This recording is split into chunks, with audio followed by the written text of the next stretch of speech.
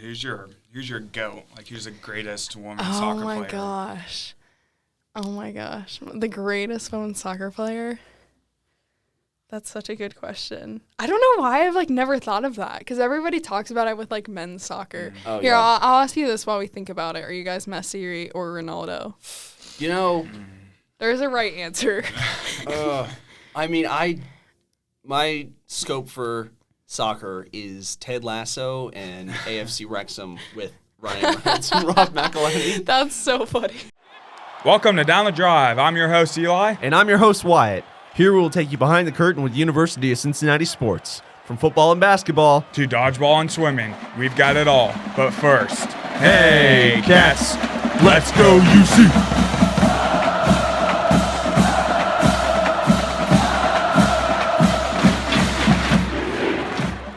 Welcome back to another episode of Down the Drive. I'm your host, Eli.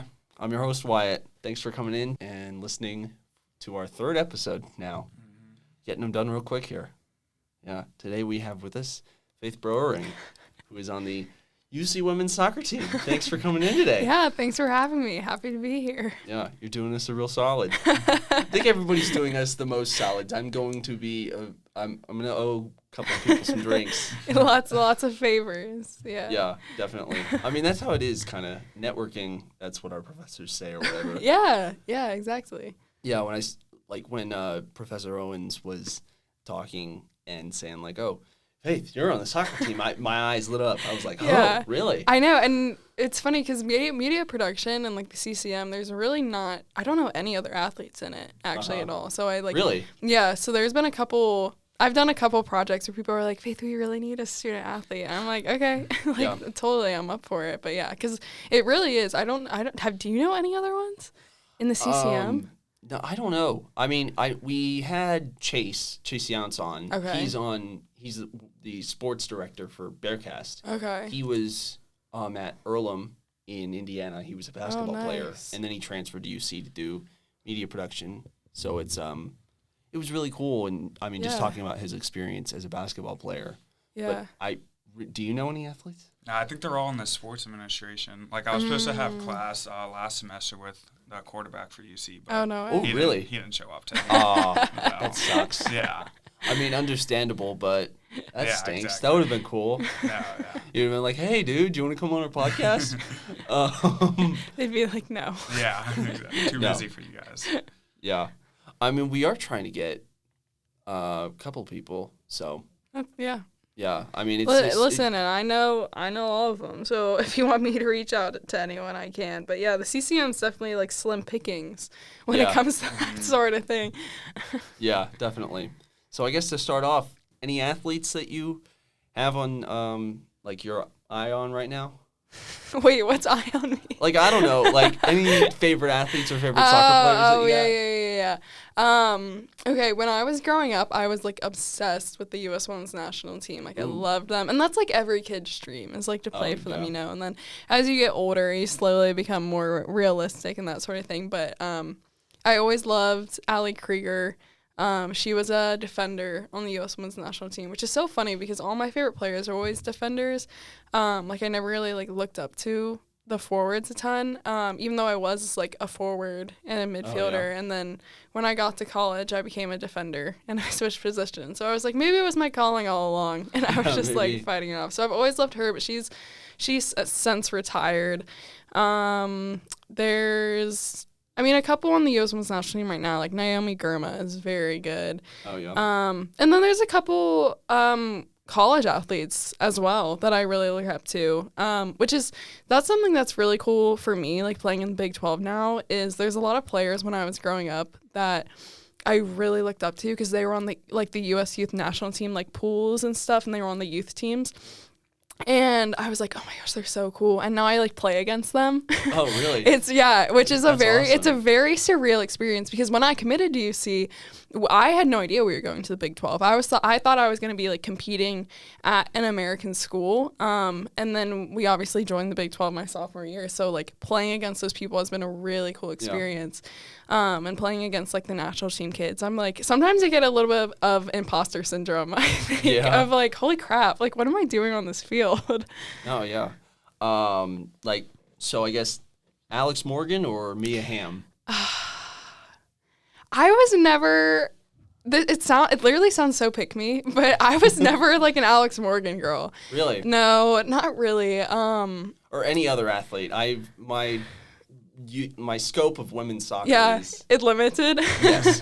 I love Mia Hamm, and I feel like she was really one of the first, not even just women's soccer athletes, but female athletes, period, who kind of like broke that glass ceiling. I mean, because for a long time when I was growing up, like women's soccer wasn't a huge thing. Like the opportunities weren't there. You couldn't make like a real living playing professional soccer if you were a woman. And I think Mia Hamm and like the 99 World Cup team was really like that first group that kind of set the stage for like breaking that ceiling.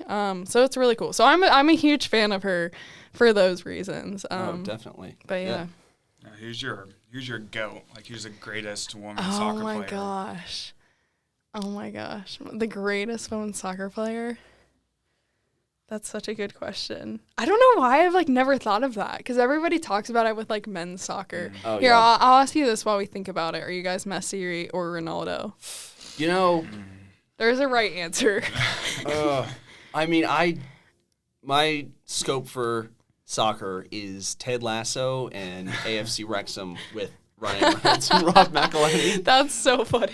No, but It's a great show. no, yeah, Yes. it's great, and I mean both of them, and I mean just learning more and more about it, because I mean I never would have learned about soccer or anything, Yeah. and I still don't know like the rules and specifics or Yeah. anything of it, but I understand. I mean, I played soccer when I was like Little, yeah. yes, and I think everybody did. I Yeah. did play indoor soccer at my local Y for like That's one so season. fun.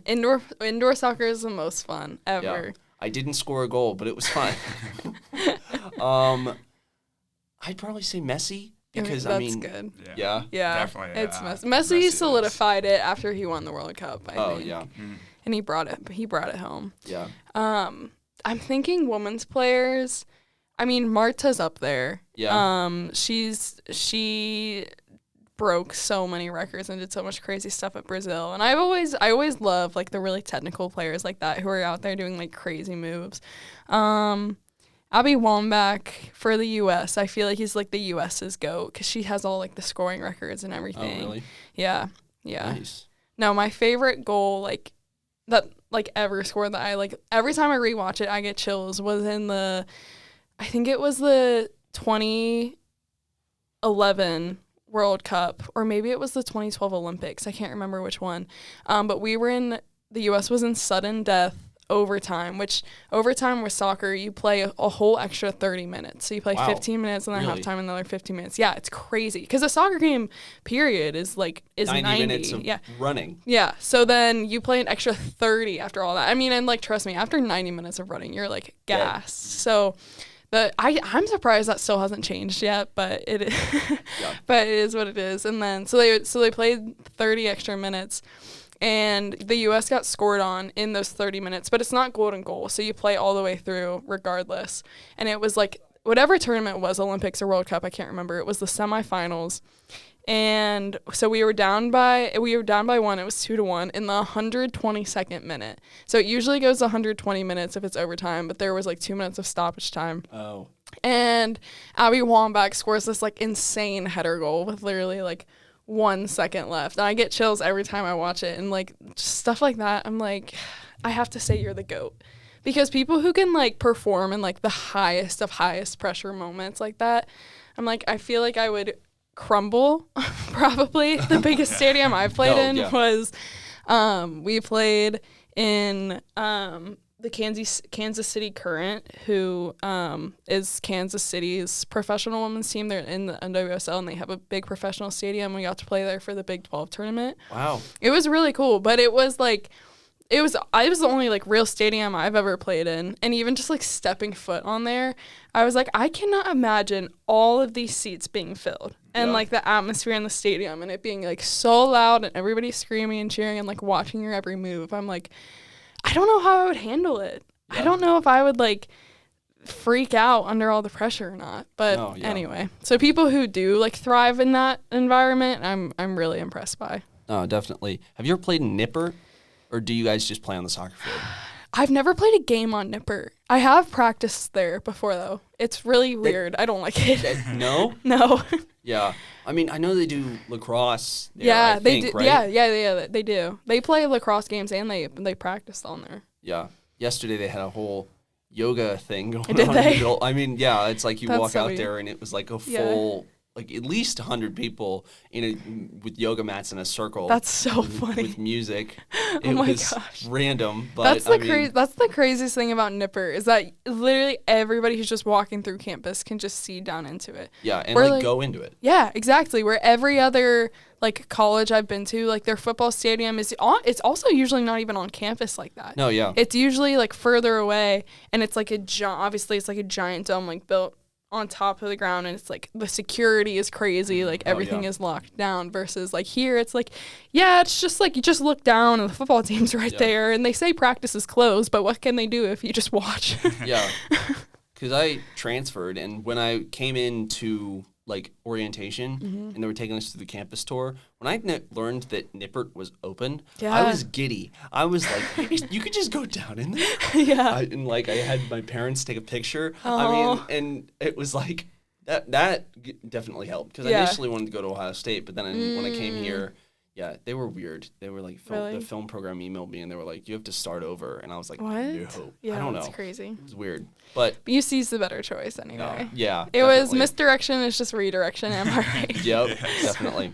So what's your workout routine that you guys gotta do, especially with soccer, on or off season? Yeah, off season is way worse. Really? Yeah, off season is terrible. In season is when it's fun, because honestly, if you're a really high minute player, so I play center back now, so and center backs don't really get subbed, so if you're a high minute player like that, you rarely, I won't say rarely, you really only have a real practice about once a week when you're in season. So our schedule is, we have to have one mandatory off day a week, so that's on Mondays. Tuesday is really our only super hard day if you're a high minute player, because you're just coming off an off day and you're like far enough away from a game that you can really like push your body a little bit. So you usually, in season, you'll lift in the morning on Tuesdays and then have like a hard practice, like you might like condition after, that sort of thing. Wednesday it's more of a walkthrough, and it's preparing for like the scout and the team you're about to play, because we play on Thursday nights and like Sunday afternoons. Really? So, and a lot of times we're traveling on Wednesdays as well. So we'll practice in the morning, and then like sometimes you're literally like running home from practice and don't even get to shower, and you're like hopping on the bus to take you to the airport, and then you're flying to like Utah. Yeah. What the heck? It's crazy. But Thursday night games are my favorite. They're so fun. You're like playing under the lights at all the stadiums. That would be awesome. It's really fun. And usually it's interesting because I think that usually attendance is a little higher on Thursday night games, which is interesting because you would think it would be higher on the weekend when we play on Sundays. But definitely. So Thursday nights we'll play a game. So you really don't do a ton Thursday morning. You might do like a little like jog and stretch at the hotel or at home, whatever you do. Fridays, if you're a high minute player, you still go to practice, but you kind of just like do recovery stuff. So you'll like jog, stretch, roll out, like that sort of thing. And then if I think our cutoff is like 40 or 45 minutes. If you play under that amount, those players have like a hard training session that day. And they'll probably like condition after. So I've been on both sides of it too. Yeah. That group, being in that group is not the most fun. So I was hurt my whole freshman year, but my whole sophomore year, it's really, like I said, center backs don't sub. So if you're not the starting center back, you're really not going to play. So my sophomore year, I was kind of just waiting my turn. So I was in that group. Definitely. And those Friday practices were the worst. And the coaches are really hard on you because they're like, especially if the energy's not high, the coaches will be like, all of you want playing time. None of you got it last night. And you come out here the next day and none of you are acting like you want it. So, oh my gosh. Yeah. Like I feel like I've heard that speech like a million times. And then Saturday, after that Friday practices again, honestly, it's more of like a walkthrough. You're preparing for the scout. You're running through things. You're not really like challenging your legs or your body that much because we play again on Sunday. And a lot of times in that period, we're traveling. So if we have an away trip, we'll play away on Thursdays and Sunday. So you'll be gone for like 5 days. So you'll leave Wednesday, play your game Thursday night, and then leave the next morning to fly to wherever you play next. Yeah, but like I said, but off season is so much worse because they don't like you don't play real games. We play like exhibition games, which matter a little bit. But they don't care if you're sore for those. They don't like you condition like every day. You're doing a fitness test every week. You're lifting a lot more. In season, we only do like one real lift and then we do a recovery lift after our first game. But off season, like spring, you're doing like 3 heavy lifts a week. You're conditioning. You're running so much every practice. And I'm like, oh my gosh. Oh, You would think it, everyone thinks like off season would be easier and it's really not. Yeah. They're challenging in their own ways.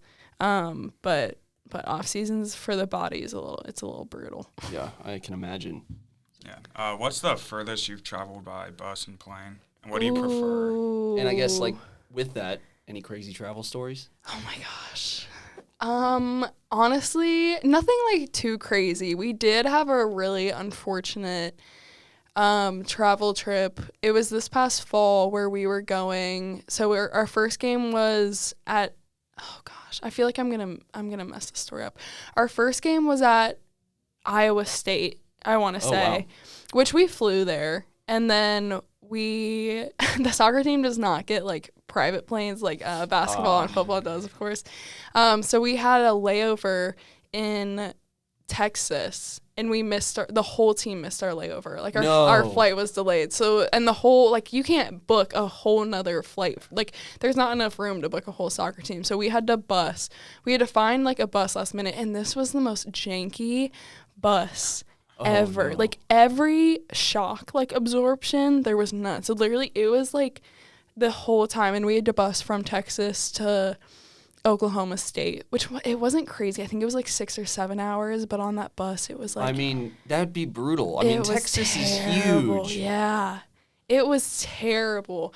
Honestly, but other than that, crazy in a good way was when we went to BYU because we got to like it's just stunning out there. They have the coolest soccer stadium, I swear, in like the whole country. It's like this big beautiful grass field and the literally giant mountains in the background, and then they have like the best attendance in women's college soccer. It's really impressive. Really? Yeah. The Mormons love their soccer. I guess so. I guess. There ain't much else you can do with all the restrictions. Yeah, so their stadium was literally like sold out.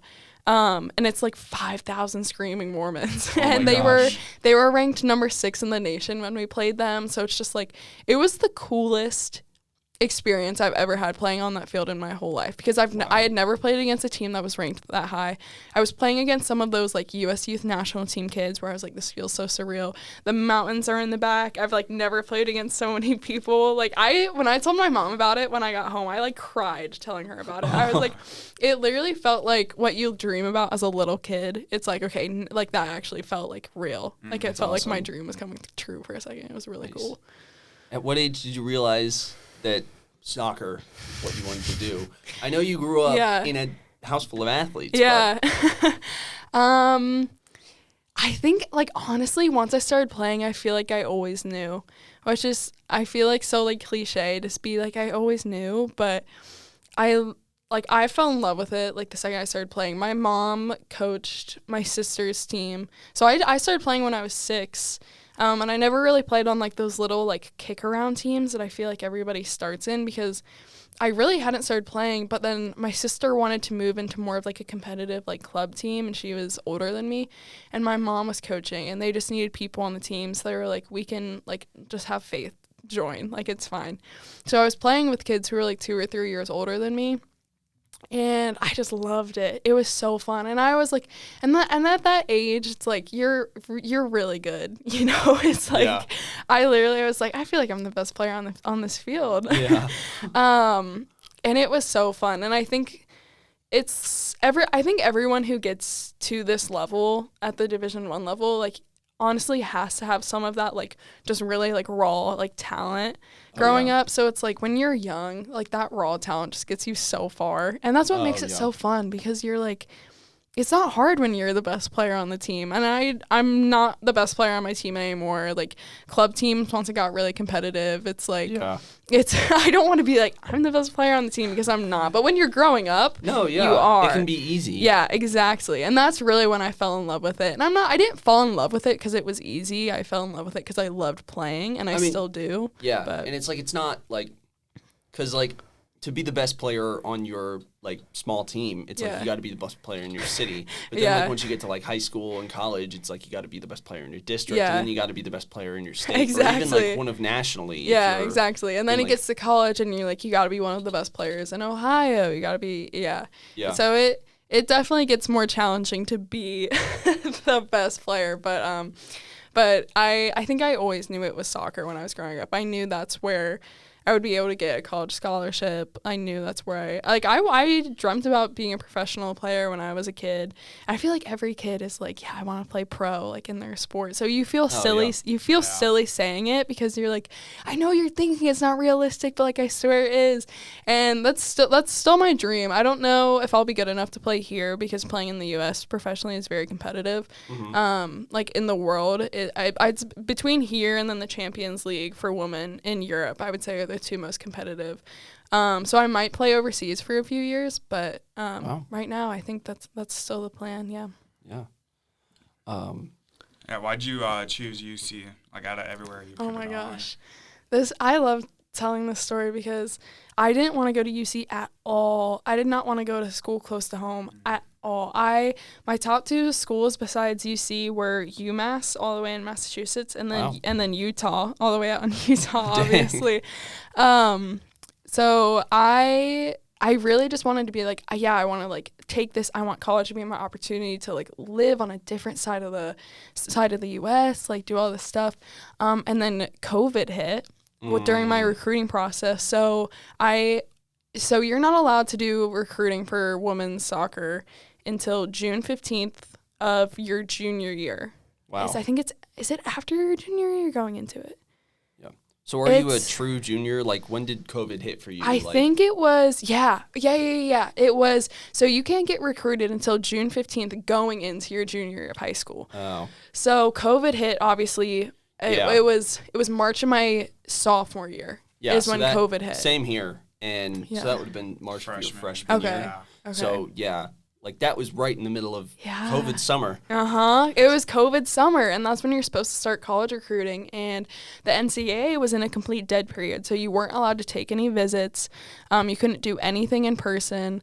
And for me, like, me and my family couldn't afford to, like, fly to these faraway places and visit them. So, I would get showed stuff on, like, FaceTime. Like, the coaches would show me facilities on FaceTime, which is so funny.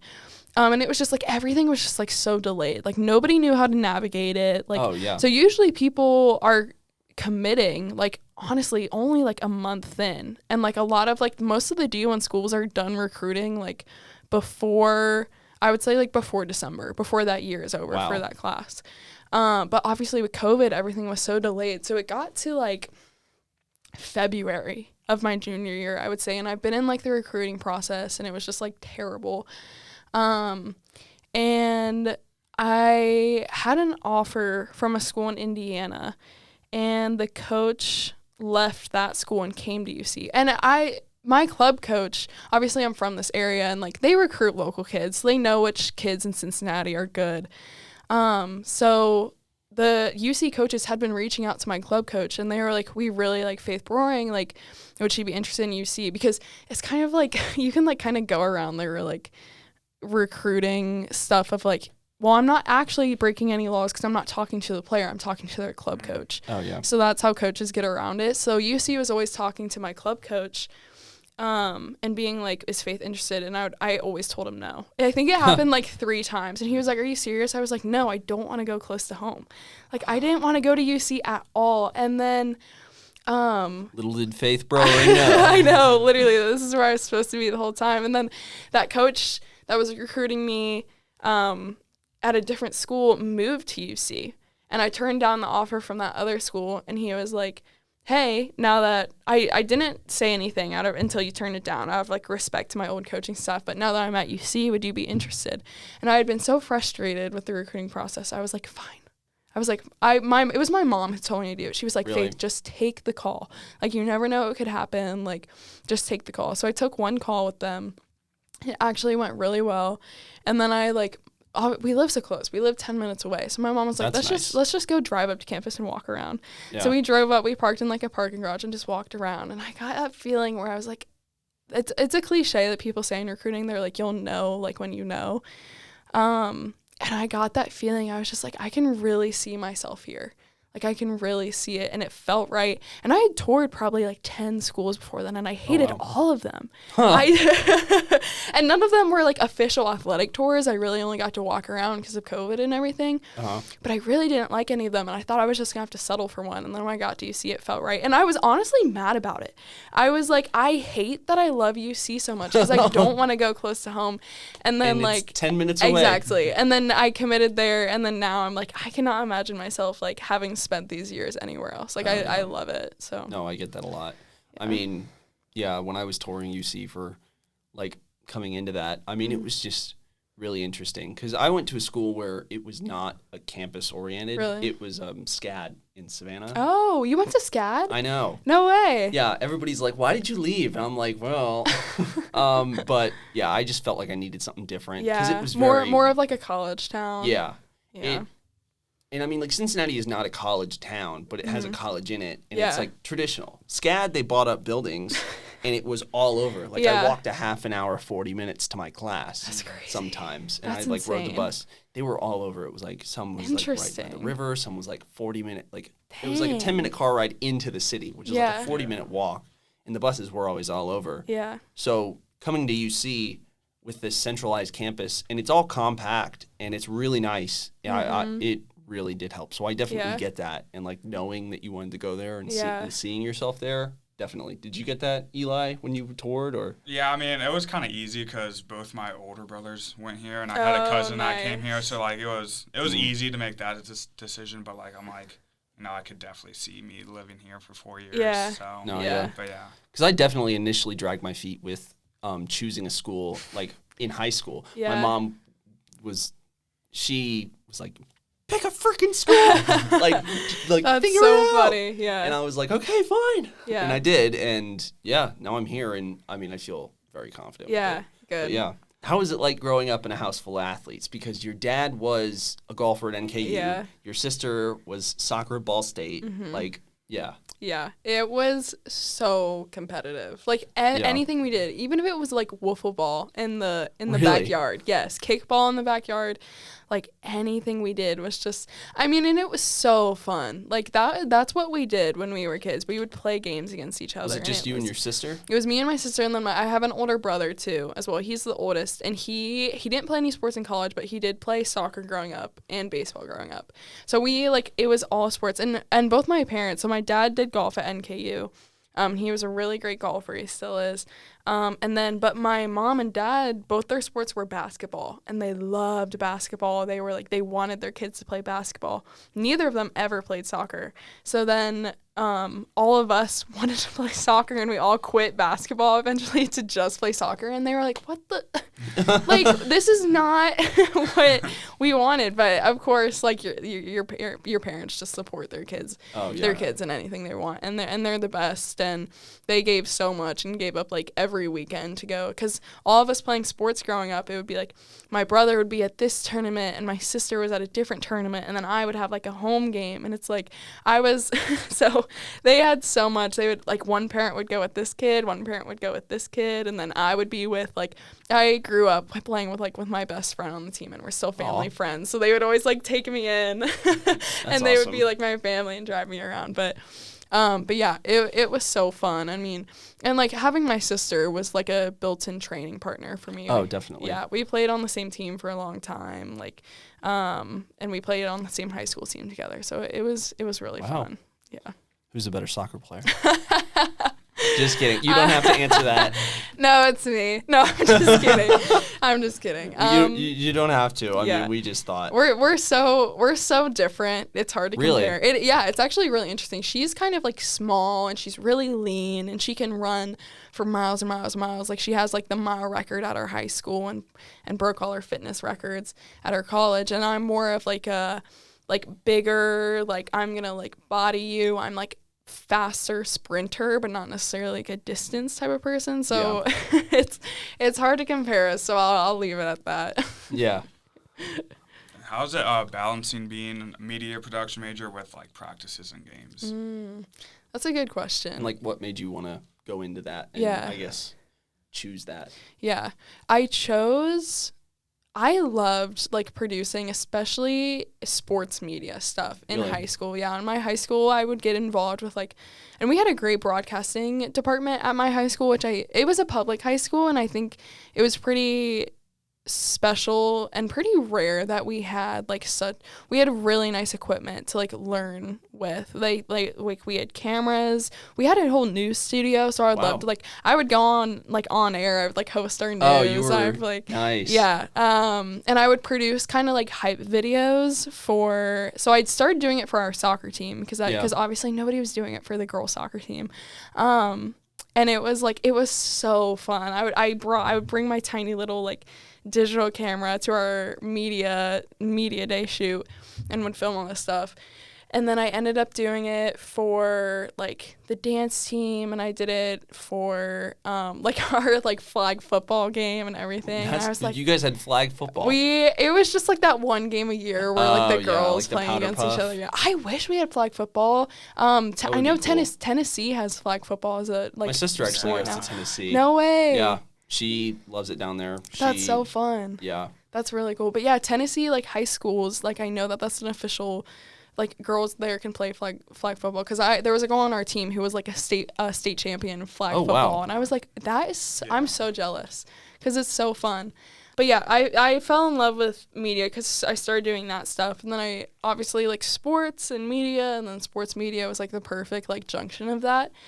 So that's why I got into media production, and then balancing it is kind of interesting because it's a really like, it's not the type of thing where you can like study it and then just take a quiz on it. Like it's really hands-on, which is why I kind of try to explain to people like media production I feel like is a very hands-on major. Are you guys both media production majors? Yes. Okay.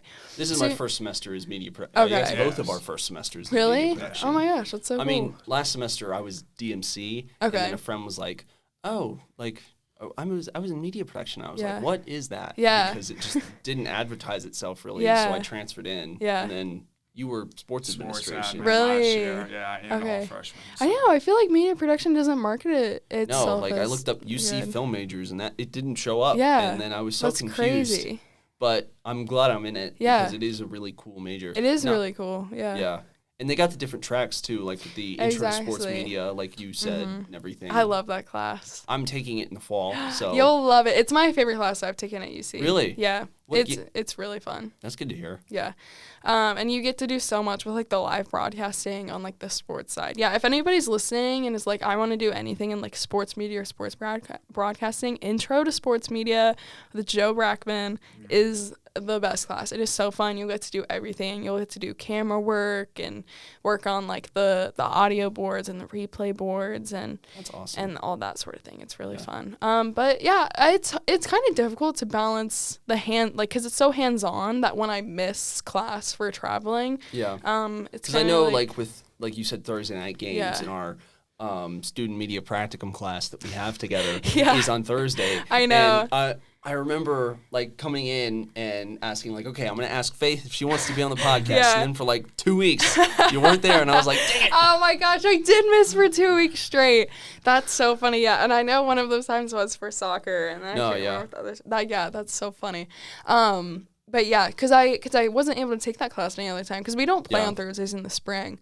But so yeah, in the fall, like, and so that's what I kind of came into. I've been struggling right now because I'm trying to graduate in December because I only have 15 credit hours left, but there's 2 classes I was never able to take because we're not allowed to take any classes before 11 a.m. That's like our practice block. Really? And then obviously we can't take classes on Thursday nights. Yeah.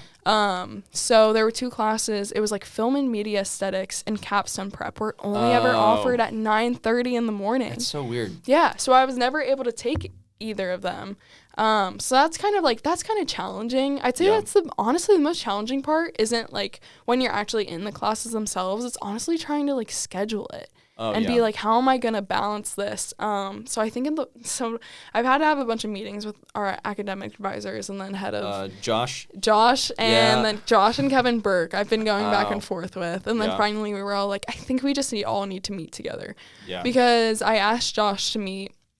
And we met, and he was like, you need to talk to Kevin Burke. Like, email him and ask to meet with him. So I emailed Kevin Burke, and he was like, Josh is great with this sort of thing. Email him. So it's like when you ask your mom, and she's like, go ask your dad. And then your dad is like, go ask your mom. Yeah.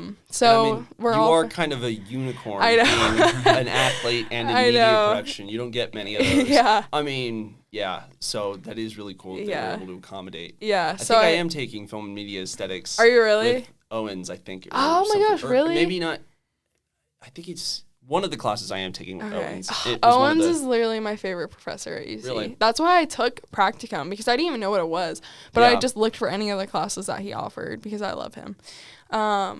But yeah, so I think in the fall I'm taking capstone prep, capstone, and internship all at the same time. At the same time? Yeah. Oh and my we're gosh. in season, so I think Dude, I think the fall is gonna be a little rough, but once I get my degree, I think it'll be fine. Yeah.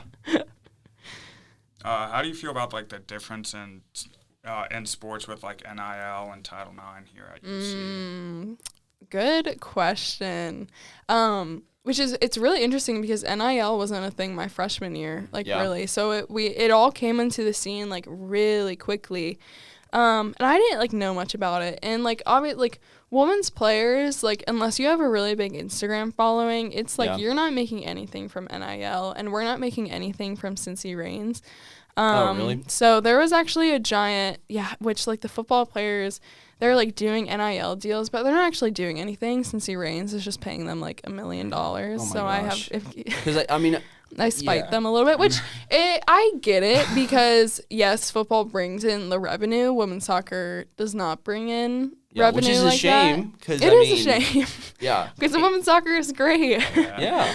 And it's like we don't have men's soccer, and it's like. I know. Yeah, the weird disconnect between the sports and like what we have for men's and what we don't have and that kind of thing.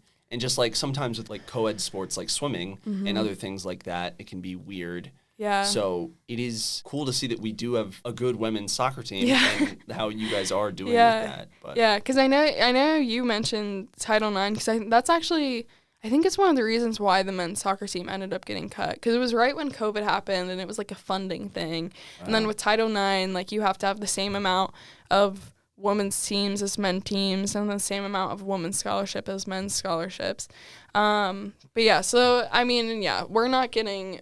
It's the basketball team and football team are getting paid probably a lot more than you think they are from NIL. But so there was actually just a giant NCAA lawsuit. I don't know if you guys have heard of this, where next season, it's basically there's going to be a cap on that. And then so schools are going to have to start paying their student athletes as if they're employees. Oh. So we're going to start not like really salary, but I think like the amount of hours you dedicate to a week, we have to get paid for that because we're now going to be employees.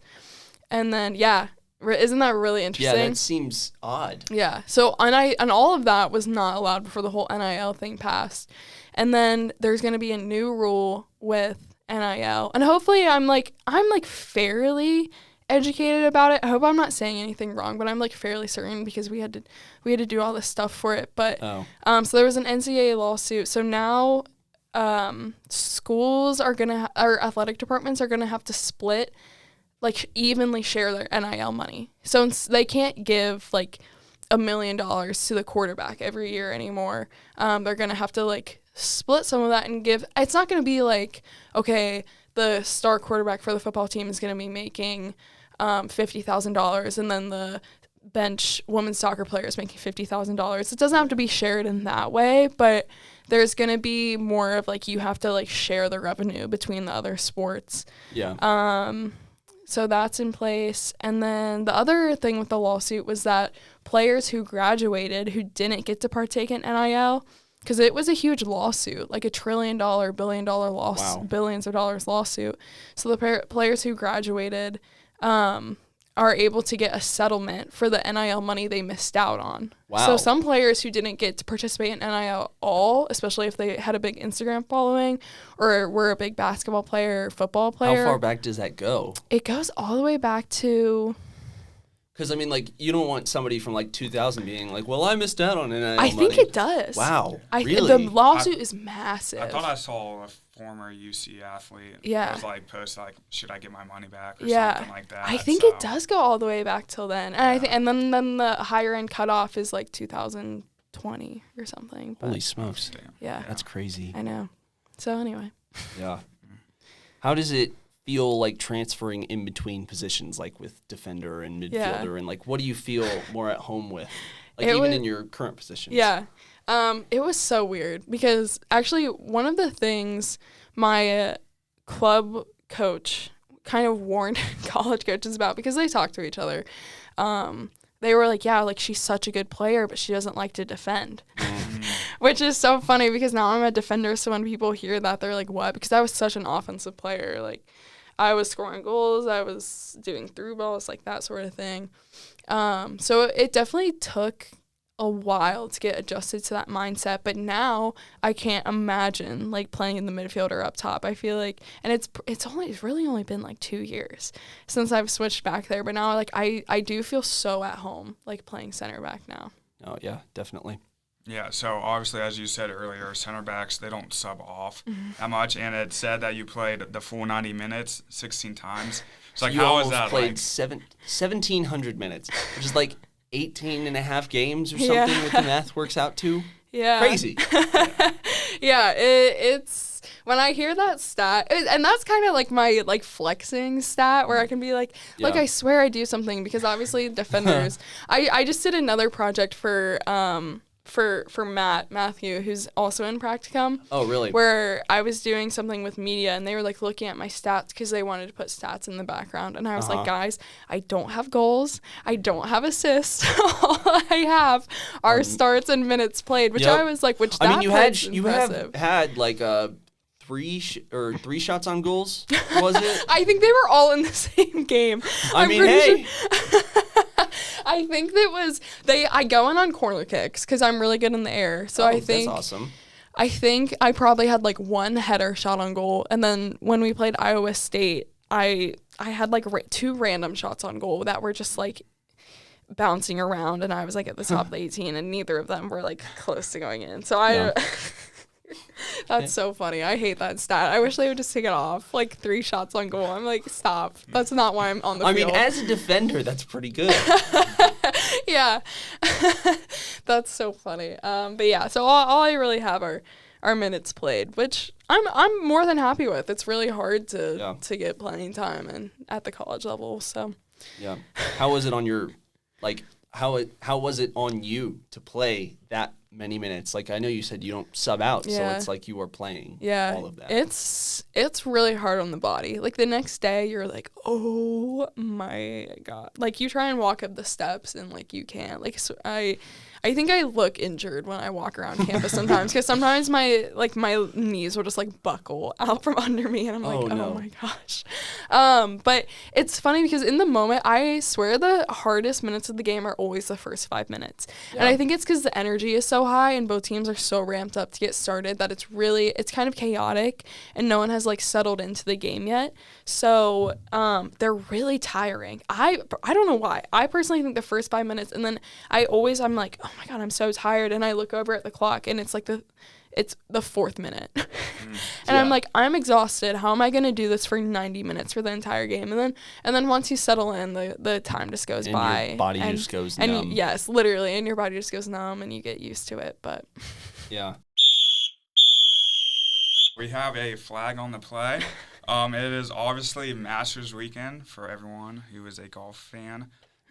Current leaderboard is Justin Rose is 8 under, Bryson DeChambeau 7.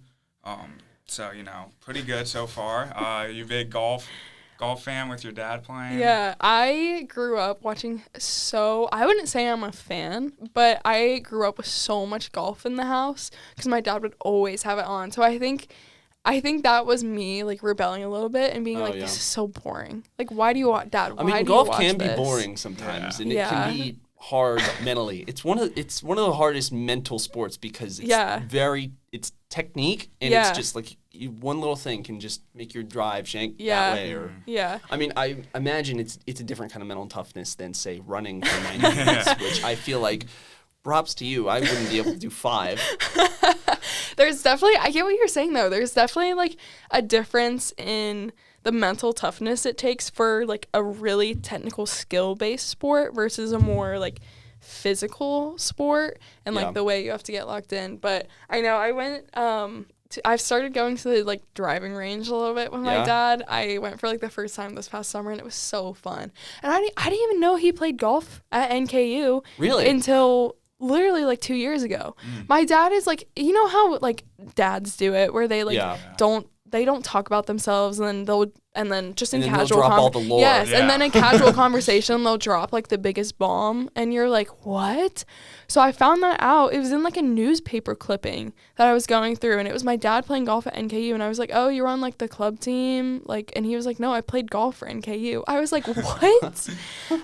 So I'm sure that's on at my house. I'm going home tonight for dinner, so I'm sure. Is it on tonight? Yeah. I'm sure I'm going to be seeing the Masters tonight when I go home. Definitely. No, for sure.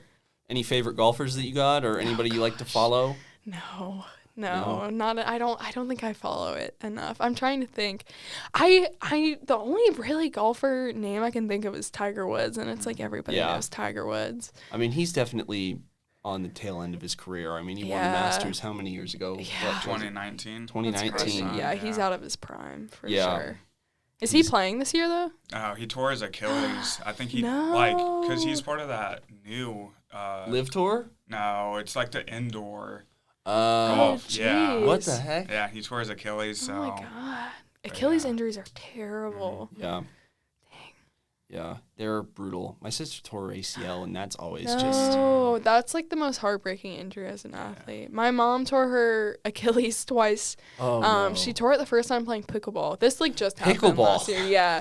It's brutal. Pickleball's brutal. And those old, not that I'm not calling my mom old, but those old people like they don't warm up for it, know, and they're like cutting and stuff. And I think she was like trying to get to a ball, and she tore it, and then she re-tore it like 3 months later. Like, she obviously wasn't back or anything. It takes almost a year, I think, to get back from Achilles injuries. That's crazy. But she re-tore because she wasn't back yet. But yeah, she was on one of those scooters.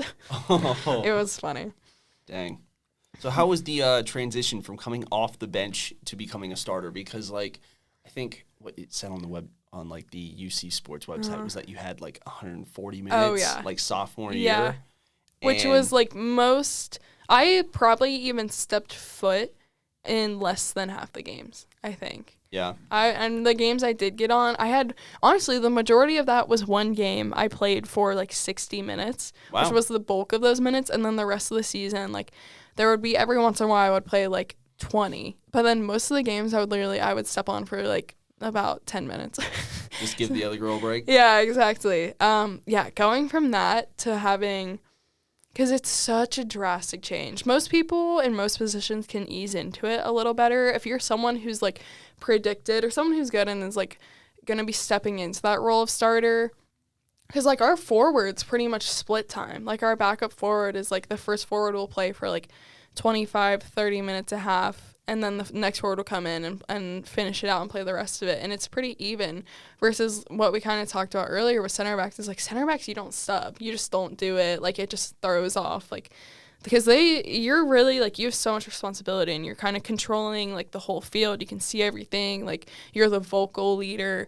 You just like don't want to mess with that in the middle of the game. So most people can kind of ease into it and get used to having like a bigger role versus I feel like I was kind of just thrown into it, which the spring was a good time to adjust because that fall when I went from playing like 140 minutes or whatever it was, I was able to like get a lot more playing time in our spring games, but you only play 5 and you play 5 exhibition games, and it's weird because you try and give everybody a chance. That's when you figure things out. It's the time to try things. And then the fall came around and it was like, okay, you're the starting center back, like get used to playing the entire game. So it's one of those things where it's once you get thrown, you have no other option than to just get thrown into it and adapt to it. It's kind of like sink or swim, like throwing a newborn baby in like the deep end of a pool and being like, they'll figure out how to swim. That's what it felt like. Yeah, definitely. How is it coming off? Like you said, freshman year you were out mostly with the bone infection. I mean, how is it coming off of that to being able to play and then coming into that? Like, because I mean, your sophomore year was almost like your first year, right? Yeah. My freshman year was literally like a fever dream. So my bone infection actually started as a staph infection. Really? And I don't know where I got it from. Probably the field or like the cold tubs or something, because the football players just get in the cold tubs and they don't wash off. No, I'm not blaming on that, but I mean, it's gross still. It is gross. Yeah. But so I got a staph infection from somewhere, and for some reason the staph infection settled in like my neck, like up here, like in this muscle. So I slowly started having like the worst pain, like up here. And then I actually went to the hospital because I had like an 103-degree fever, and they figured out what it was and they put me on antibiotics for a week. And then I was out for soccer for like a month because this muscle was really damaged and I had like this giant lump on my neck. It was really weird. It was like a balloon and it was soft and you could like press it. Yeah. I mean, yeah, that's what staph is, right? It just like, it's like. It was, just like an infection. It was terrible. And I was in so much pain. I was like, I feel like I'm not supposed to be in this much pain, but whatever. And then a month later, I started getting like, the pain was worse and I was feeling like off. And it started getting like red, like down here, like further away from where the lump was up here. So they did another ultrasound. Your, chest and everything. Yeah. So they did another ultrasound on it, and they were like, "Oh, this is bad." And I had been going to doctor's appointments for like literally every day for like that month, and it was just at UC Health. So I literally I would like bird scooter over there like most days. Hey. Like my parents wouldn't even be there. But I remember after the ultrasound they did. They were like, okay, something looks bad in there. So I got like an MRI, CT that next week. It was just like every day. And then after those results came in, they called me and they were like, you need to come in and your parents need to be there. And I was like, oh, this is bad because none of the other appointments my parents had to be there for. So we get in and they told me, they were like, the infection has spread to your bone. So it got into my collarbone because it was in the muscle up here, and it was supposed they put me on just oral antibiotics for a week. That was supposed to clear it up, and I guess I should have been on them for more. And they never did a blood test or anything to make sure that the infection was actually cleared, and it wasn't. So it was just in there for a month. So that's how it got into my bone, and my collarbone died. So the whole side of it was like soft. Oh no! So they had to go in and. The first surgeon we met with said, we're going to have to cut through it. Like, she'll never be able to play soccer again, is what I heard that appointment. And I was like, and you can imagine, like, as someone who's played, like, soccer was my whole life. Yeah. And, like, that's kind of, like, my identity. Like, being a soccer player is my identity in a lot of ways. So I remember walking out of that doctor's appointment, like, sobbing. And my mom's, like, trying to console me. So we found a different surgeon who said, we won't cut through it all the way. We'll try and like debride around it and only get the parts that are actually dead, which was just kind of risky because if you miss something, like then it can spread. And they said if we get in there and it looks bad enough that we have to cut through it, we'll wake you up first because it's such a big decision.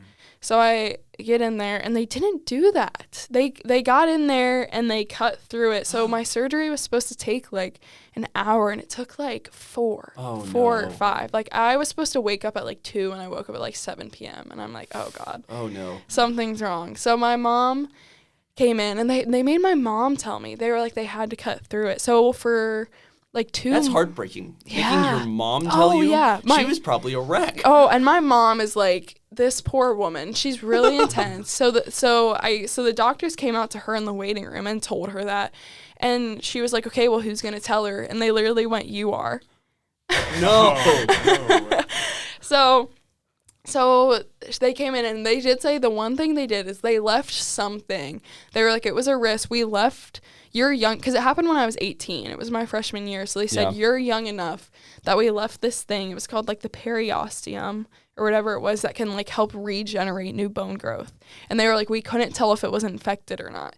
It was like, but they told me there's like a 50% chance your bone can regrow back on its own because you're young enough. So I had to wait like 2.5 months to get a CT scan. So in those 2.5 months, I had no idea if I would ever be able to play soccer again. And I'm like this was my freshman fall. This happened like the very beginning. Immediately. Yes, I'm like living on my own for the first time. I had and then after the surgery, I had a permanent IV. So I had antibiotics for 6 weeks that came out of this bulb that was attached to me, and I had to wear this fanny pack all the time. Oh no. And I had to change it every 24 hours to like a new bulb, and I had to like flush my line. So it was like a line that went straight to my heart because they were like not messing around with the antibiotics this time. Yeah. So it was crazy. I feel really disconnected from it in some ways because it's so different from my life now. Like, I didn't think I was going to be able to play again. I was almost like, what am I going to do? Almost. It almost doesn't feel like it happened to me. So after like 2.5 months, I got that CT scan. So it was like, I cannot even describe the feeling of like waiting for those results, because if no growth was shown, they were like, it's not going to regrow. But if some was, they were like, it might regrow enough. So they told me, I still remember, they like told me, they were like, it looks like it's regrowing. So pretty much I just had to wait a year, like while it like regrew. Yeah. So my whole freshman year, my collarbone was just like regrowing. And then I eventually got cleared to play soccer again. It was like the best day ever. And there's still some stuff I can't do. Like, I can't snowboard. Did you snowboard? I snowboarded before. I used to love it. Yeah, like, because it's some stuff, because people break their normal collarbones all the time to snowboard. So any activity like that where it's like a high risk of falling is pretty much like a no. Because they were worried at first about how I would fall in soccer. So I had to wear like a special like shirt that had like padding in it up here, but I don't wear it anymore because like the first months were scary every time I would fall on it, but nothing has happened since. I'm gonna like knock on wood right now. Yeah, we'll do that for you. Yeah, thank you guys. But nothing has happened since, and I was able to play soccer again. I'm still playing. So yeah, once I graduate, I'm probably going to have another bone graft surgery because right now it's still in 2 pieces. Really? Yeah, because so they sawed off part of it, and the part that regrew is like on this side, so it's just connected by scar tissue. I'm going to have to show you my x-ray after. It's really crazy. Oh, all right. Because it just looks like the craziest bone you've ever seen, it's so funny because I rarely ever feel it. Sometimes I see, because I have a scar that goes from like here across. I'll like, oh, really? Oh, wow. Yeah. It is a pretty big scar. And I always forget, like, it doesn't even really bother me that often. It doesn't bother me when I'm playing, but then sometimes I'll see it in the mirror and I'm like, oh God. Yeah. But yeah, so hopefully just the rest of my career, it's still fine. Yeah. And you get a pretty gnarly battle scar. Yeah. Yeah. No, yeah. So do you plan on playing at the next level, or what is next for you after you graduate? Yeah. So I do have a 5th year because of that year. I redshirted. I had a medical redshirt from my freshman year. So that's going to be like determining if I take it here or if I were to take it somewhere else and get like a master's somewhere else. And then I kind of touched on it earlier, but yeah. And then after that, the goal is to play pro. So we'll see. A master's? Yeah, like a master's in, I don't even know what I would get it in. Maybe like marketing or I don't know. We'll see, because I'm kind of like, well, because I'm supposed to graduate. Like, I literally only have 15 credit hours left, but then I'm going to be in school for a whole nother year. So I feel like it would just... So you'll be playing, yeah, but you I'll won't be playing. Like, taking classes or anything. Right. So that's why I'm like, I feel like, and I would be able to get my master's paid for more than likely. So I'm like, I feel like it would be a waste to have the opportunity to get my master's paid for and like not take it, you know? No, for sure. So we'll see. Yeah, definitely. What's your biggest takeaway from being on the UC team?